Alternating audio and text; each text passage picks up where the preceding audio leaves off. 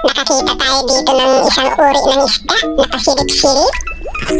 At nung ating nalapitan ay isang uri ng tangfish. Ito po ay tinatawag dito sa Zambales na tarian. Masarap po itong ipangat. Nagkakahalaga po ang presyo nito sa aming palengke ng 180 per kilo. Masarap po itong ipagpulutan tapos i-atbay natin sa ating kasama sa inuman.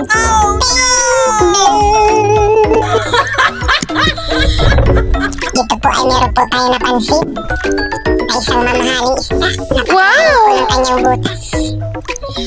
Kaya hindi natin makuhaan ng maayos. Ito po ay ginamitan ko po ito ng ganso. Yung ganso po ay ginagamit po yan sa pagganso sa mga pugita, sa kulita.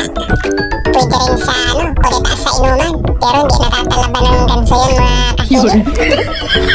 Ang isda na ito ay isang unicorn fish o tinatawag po dito sa amin na babuyan o masinggan. Ang kilo po nito dito ay nagkakahalaga ng 500 to 600 per kilo sa aming palengke. Gintong-ginto ang presyo. Nakakagulo.